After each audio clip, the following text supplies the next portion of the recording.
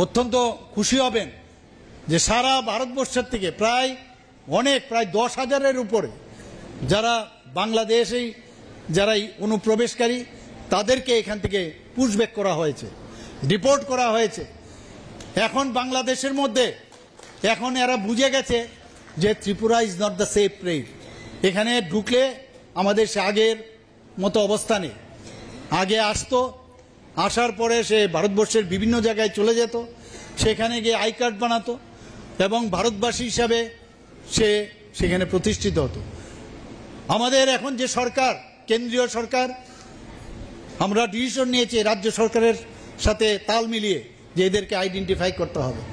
আমি যে সংখ্যাটা বললাম এরকম অনেককে যখন আমরা ভিতরে ঢুকিয়ে দেওয়ার পরে বর্ডার সিকিউরিটি ফোর্সের কালকেও আমার সাথে অফিসার দেখা করেছিলেন, আমি ওনাদেরকে জিজ্ঞেস করলাম এবং অনুপ্রবেশকারী আর যারা ওখানে নিপীড়িত এটা কিন্তু বুঝতে হবে। আমি বিধানসভার মধ্যে বারবার বলেছি এবং বিধানসভাতে আমি কি বলেছি যে যারা কেন্দ্রীয় সরকার ডিসিশন নিয়েছে, যারা ওইখানে মাইনরিটি আছে, যে যারা হিন্দু, যারা খ্রিস্টান, যারা ওইখানের শিখ আছে, যারা ওইখানের যে জৈন ধর্মাবলম্বী আছে, তারা সেখানে নিপীড়িত, তারা যদি ভারতবর্ষে আসে 2014-এর 31 ডিসেম্বর মধ্যে তাদেরকে নাগরিকত্ব দেওয়া হবে।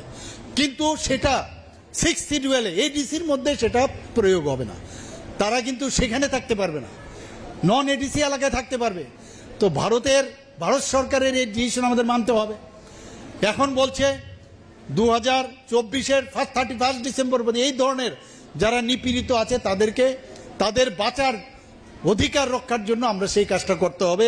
এই বিষয়টা আমাদের নিশ্চয়ই বোঝা উচিত।